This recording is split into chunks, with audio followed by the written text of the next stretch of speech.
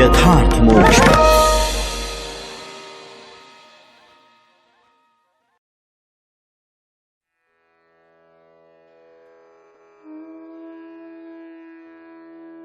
सत्रहवां अध्याय कालिय के कालिय दह में आने की कथा तथा भगवान का व्रजवासियों को दावानल से बचाना। राजा परीक्षित ने पूछा, भगवन, कालिय नाग ने नागों के निवास स्थान रमणक द्वीप को क्यों छोड़ा था और उस अकेले ने ही गरुड़ जी का कौन सा अपराध किया था? श्री सुखदेव जी ने कहा, परीक्षित, पूर्व काल में गरुड़ जी को उपहार स्वरूप प्राप्त होने वाले सर्पों ने यह नियम कर लिया था कि प्रत्येक मास में निर्दिष्ट वृक्ष के नीचे गरुड़ को एक सर्प की भेंट दी जाए। इस नियम के अनुसार प्रत्येक अमावस्या को सारे सर्प अपनी रक्षा के लिए महात्मा गरुड़ जी को अपना अपना भाग देते रहते थे। उन सर्पों में कद्रु का पुत्र कालिय नाग अपने विष और बल के घमंड से मतवाला हो रहा था। उसने गरुड़ का तिरस्कार करके स्वयं तो बलि देना दूर रहा, दूसरे सांप जो गरुड़ को बलि देते उसे भी खा लेता। परीक्षित, यह सुनकर भगवान के प्यारे पार्षद शक्तिशाली गरुड़ को बड़ा क्रोध आया। इसलिए उन्होंने कालिय नाग को मार डालने के विचार से बड़े वेग से उस पर आक्रमण किया। विषधर कालिय नाग ने जब देखा कि गरुड़ बड़े वेग से मुझ पर आक्रमण करने आ रहे हैं, तब वह अपने 101 फण फैलाकर डसने के लिए उन पर टूट पड़ा। उसके पास शस्त्र थे केवल दांत, इसलिए उसने दांतों से गरुड़ को डस लिया। उस समय वह अपनी भयावनी जीभें लपलपा रहा था। उसकी सांस लंबी चल रही थी और आंखें बड़ी डरावनी जान पड़ती थी। तार्क्ष्य नंदन गरुड़ जी विष्णु भगवान के वाहन है और उनका वेग तथा पराक्रम भी अतुलनीय है। कालिय नाग की यह ढिठाई देखकर उनका क्रोध और भी बढ़ गया तथा उन्होंने उसे अपने शरीर से झटक कर फेंक दिया एवं अपने सुनहले बाएं पंख से कालिय नाग पर बड़े जोर से प्रहार किया। उनके पंख की चोट से कालिय नाग घायल हो गया। वह घबराकर वहां से भगा और यमुना जी के इस कुंड में चला आया। यमुना जी का यह कुंड गरुड़ के लिए अगम्य था, साथ ही वह इतना गहरा था कि उसमें दूसरे लोग भी नहीं जा सकते थे। इसी स्थान पर एक दिन क्षुधातुर गरुड़ ने तपस्वी सौभरी के मना करने पर भी अपने अभीष्ट भक्ष्य मत्स्य को बलपूर्वक पकड़कर खा लिया। अपने मुखिया मत्स्यराज के मारे जाने के कारण मछलियों को बड़ा कष्ट हुआ। वे अत्यंत दीन और व्याकुल हो गईं। उनकी यह दशा देखकर महर्षि सौभरी को बड़ी दया आई। उन्होंने उस कुंड में रहने वाले सब जीवों की भलाई के लिए गरुड़ को यह शाप दे दिया, यदि गरुड़ फिर कभी इस कुंड में घुसकर मछलियों को खाएंगे तो उसी क्षण प्राणों से हाथ धो बैठेंगे। मैं यह सत्य सत्य कहता हूं। परीक्षित, महर्षि सौभरी के इस शाप की बात कालिय नाग के सिवा और कोई सांप नहीं जानता था, इसलिए वह गरुड़ के भय से वहां रहने लगा था और अब भगवान श्री कृष्ण ने उसे निर्भय करके वहां से रमणक द्वीप में भेज दिया। परीक्षित, इधर भगवान श्री कृष्ण दिव्य माला, गंध, वस्त्र, महामूल्य मणि और सुवर्णमय आभूषणों से विभूषित हो उस कुंड से बाहर निकले। उनको देखकर सबके सब व्रजवासी इस प्रकार उठ खड़े हुए जैसे प्राणों को पाकर इंद्रियां सचेत हो जाती हैं। सभी गोपों का हृदय आनंद से भर गया। वे बड़े प्रेम और प्रसन्नता से अपने कन्हैया को हृदय से लगाने लगे। परीक्षित, यशोदा रानी, रोहिणी जी, नंद बाबा, गोपी और गोप सभी श्री कृष्ण को पाकर सचेत हो गए। उनका मनोरथ सफल हो गया। बलराम जी तो भगवान का प्रभाव जानते ही थे। वे श्री कृष्ण को हृदय से लगाकर हंसने लगे। पर्वत, वृक्ष, गाय, बैल, बछड़े सबके सब आनंद मग्न हो गए। गोपों के कुलगुरु ब्राह्मणों ने अपनी पत्नियों के साथ नंद बाबा के पास आकर कहा, नंद जी, तुम्हारे बालक को कालिय नाग ने पकड़ लिया था, सो छूट कर आ गया। यह बड़े सौभाग्य की बात है। श्री कृष्ण के मृत्यु के मुख से लौट आने के उपलक्ष्य में तुम ब्राह्मणों को दान करो। परीक्षित, ब्राह्मणों की बात सुनकर नंद बाबा को बड़ी प्रसन्नता हुई। उन्होंने बहुत सा सोना और गौएं ब्राह्मणों को दान दी। परम सौभाग्यवती देवी यशोदा ने भी काल के गाल से बचे हुए अपने लाल को गोद में लेकर हृदय से चिपका लिया। उनकी आंखों से आनंद के आंसुओं की बूंदें बार बार टपकी पड़ती थी। राजेंद्र, व्रजवासी और गौएं सब बहुत ही थक गए थे। ऊपर से भूख प्यास भी लग रही थी। इसलिए उस रात वे व्रज में नहीं गए, वहीं यमुना जी के तट पर सो रहे। गर्मी के दिन थे, उधर का वन सूख गया था। आधी रात के समय उसमें आग लग गई। उस आग ने सोए हुए व्रजवासियों को चारों ओर से घेर लिया और वह उन्हें जलाने लगी। आग की आंच लगने पर व्रजवासी घबराकर उठ खड़े हुए और लीला मनुष्य भगवान श्री कृष्ण की शरण में गए। उन्होंने कहा, प्यारे श्री कृष्ण, श्याम सुंदर, महाभाग्यवान बलराम, तुम दोनों का बल विक्रम अनंत है। देखो देखो, भयंकर आग तुम्हारे सगे संबंधी हम स्वजनों को जलाना ही चाहती हैं। तुम में सब सामर्थ्य है, हम तुम्हारे सुहृद हैं, इसलिए इस प्रलय की अपार आग से हमें बचाओ। प्रभु, हम मृत्यु से नहीं डरते, परंतु तुम्हारे अकुतोभय चरण कमल छोड़ने में हम असमर्थ हैं। भगवान अनंत हैं, वे अनंत शक्तियों को धारण करते हैं। उन जगदीश्वर भगवान श्री कृष्ण ने जब देखा कि मेरे स्वजन इस प्रकार व्याकुल हो रहे हैं, तब वे उस भयंकर आग को पी गए। 18वां अध्याय, प्रलंबासुर उद्धार। श्री सुखदेव जी कहते हैं, परीक्षित, अब आनंदित स्वजन संबंधियों से घिरे हुए एवं उनके मुख से अपनी कीर्ति का गान सुनते हुए श्री कृष्ण ने गोकुल मंडित गोष्ठ में प्रवेश किया। इस प्रकार अपनी योग माया से ग्वाल का सा वेश बनाकर राम और श्याम व्रज में क्रीड़ा कर रहे थे। उन दिनों ग्रीष्म ऋतु थी। यह शरीरधारियों को बहुत प्रिय नहीं है, परंतु वृंदावन के स्वाभाविक गुणों से वहां वसंत की ही छटा छिटक रही थी। इसका कारण था वृंदावन में परम मधुर भगवान श्याम सुंदर श्री कृष्ण और बलराम जी निवास जो करते थे। झिंगुरों की तीखी झनकार झरनों के मधुर झरझर में छिप गई थी। उन झरनों से सदा सर्वदा बहुत ठंडी जल की फुहियां उड़ा करती थी, जिनसे वहां के वृक्षों की हरियाली देखते ही बनती थी। जिधर देखिए हरी हरी दूब से पृथ्वी हरी हरी हो रही है। नदी, सरोवर एवं झरनों की लहरों का स्पर्श करके जो वायु चलती थी, उसमें लाल, पीले, नीले, तुरंत के खिले हुए, देर के खिले हुए, कलहार, उत्पल आदि अनेकों प्रकार के कमलों का पराग मिला हुआ होता था। इस शीतल, मंद और सुगंध वायु के कारण वनवासियों को गर्मी का किसी प्रकार का क्लेश नहीं सहना पड़ता था। न दावाग्नि का ताप लगता था और न तो सूर्य का घाम ही। नदियों में अगाध जल भरा हुआ था। बड़ी बड़ी लहरें उनके तटों को चूम जाया करती थी। वे उनके पुलिनों से टकराती और उन्हें स्वच्छ बना जाती। उनके कारण आसपास की भूमि गीली बनी रहती और सूर्य की अत्यंत उग्र तथा तीखी किरणें भी वहां की पृथ्वी और हरी भरी घास को नहीं सुखा सकती थी। चारों ओर हरियाली छा रही थी। उस वन में वृक्षों की पात फूलों से लद रही थी। जहां देखिए वहीं से सुंदरता फूटी पड़ती थी। कहीं रंग बिरंगे पक्षी चहक रहे हैं, तो कहीं तरह तरह के हरिन चौकड़ी भर रहे हैं। कहीं मोर कूक रहे हैं, तो कहीं भौरे गुंजार कर रहे हैं। कहीं कोयले कुहक रही हैं, तो कहीं सारस अलग ही अपना अलाप छेड़े हुए हैं। ऐसा सुंदर वन देखकर श्याम सुंदर श्री कृष्ण और गौर सुंदर बलराम जी ने उसमें विहार करने की इच्छा की। आगे आगे गौएं चली, पीछे पीछे ग्वाल बाल और बीच में अपने बड़े भाई के साथ बांसुरी बजाते हुए श्री कृष्ण। राम, श्याम और ग्वाल बालों ने नव पल्लवों, मोर पंख के गुच्छों, सुंदर सुंदर पुष्पों के हारों और गेरू आदि रंगीन धातुओं से अपने को भांति भांति से सजा लिया। फिर कोई आनंद में मग्न होकर नाचने लगा, तो कोई ताल ठोंक कर कुश्ती लड़ने लगा और किसी किसी ने राग अलापना शुरू कर दिया। जिस समय श्री कृष्ण नाचने लगते, उस समय कुछ ग्वाल बाल गाने लगते और कुछ बांसुरी तथा सिंगी बजाने लगते। कुछ हथेली से ही ताल देते, तो कुछ वाह वाह करने लगते।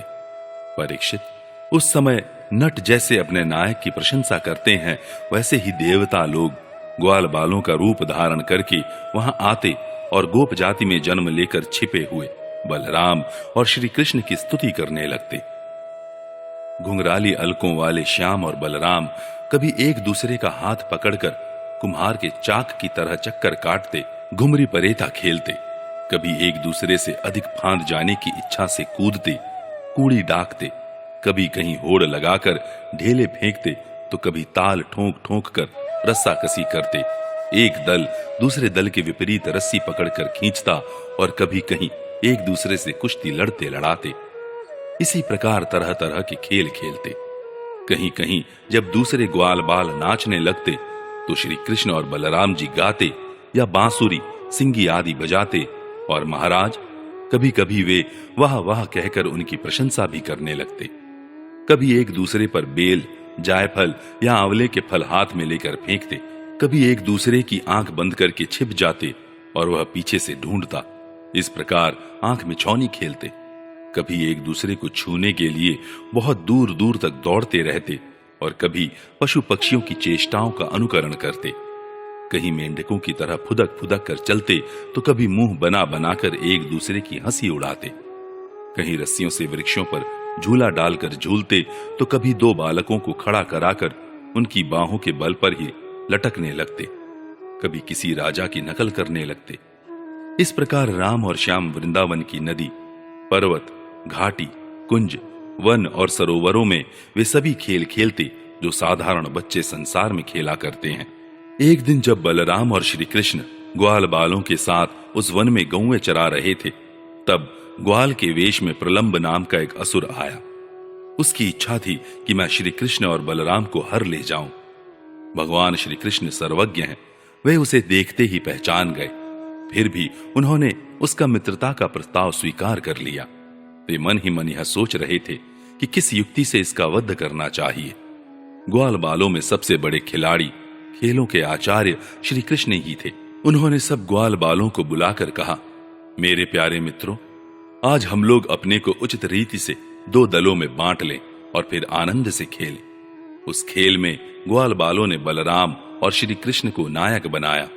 कुछ श्री कृष्ण के साथी बन गए और कुछ बलराम के। फिर उन लोगों ने तरह तरह से ऐसे बहुत से खेल खेले जिनमें एक दल के लोग दूसरे दल के लोगों को अपनी पीठ पर चढ़ाकर एक निर्दिष्ट स्थान पर ले जाते थे। जीतने वाला दल चढ़ता था और हारने वाला दल ढोता था। इस प्रकार एक दूसरे की पीठ पर चढ़ते चढ़ाते श्री कृष्ण आदि ग्वाल बाल गौएं चराते हुए भांडीर नामक वट के पास पहुंच गए। परीक्षित, एक बार बलराम जी के दल वाले श्री दामा, वृषभ आदि ग्वाल बालों ने खेल में बाजी मार ली। तब श्री कृष्ण आदि उन्हें अपनी पीठ पर चढ़ाकर ढोने लगे। हारे हुए श्री कृष्ण ने श्री दामा को अपनी पीठ पर चढ़ाया। भद्रसेन ने वृषभ को और प्रलम्ब ने बलराम जी को। दानव पुंगव प्रलम्ब ने देखा कि श्री कृष्ण तो बड़े बलवान हैं, उन्हें मैं नहीं हरा सकूंगा, अतः वह उन्हीं के पक्ष में हो गया और बलराम जी को लेकर फुर्ती से भाग चला और पीठ पर से उतारने के लिए जो स्थान नियत था उससे आगे निकल गया। बलराम जी बड़े भारी पर्वत के समान बोझ वाले थे। उनको लेकर प्रलंबासुर दूर तक न जा सका। उसकी चाल रुक गई। तब उसने अपना स्वाभाविक दैत्य रूप धारण कर लिया। उसके काले शरीर पर सोने के गहने चमक रहे थे और गौर सुंदर बलराम जी को धारण करने के कारण उसकी ऐसी शोभा हो रही थी मानो बिजली से युक्त काला बादल चंद्रमा को धारण किए हुए हो। उसकी आंखें आग की तरह धधक रही थी और दाढ़ें भौंओं तक पहुंची हुई बड़ी भयावनी थी। उसके लाल लाल बाल इस तरह बिखर रहे थे मानो आग की लपटें उठ रही हों। उसके हाथ और पांवों में कड़े, सिर पर मुकुट और कानों में कुंडल थे। उनकी कांति से वह बड़ा अद्भुत लग रहा था। उस भयानक दैत्य को बड़े वेग से आकाश में जाते देख पहले तो बलराम जी कुछ घबरा से गए, परंतु दूसरे ही क्षण में अपने स्वरूप की याद आते ही उनका भय जाता रहा। बलराम जी ने देखा कि जैसे चोर किसी का धन चुरा कर ले जाए, वैसे ही यह शत्रु मुझे चुराकर आकाश मार्ग से लिए जा रहा है।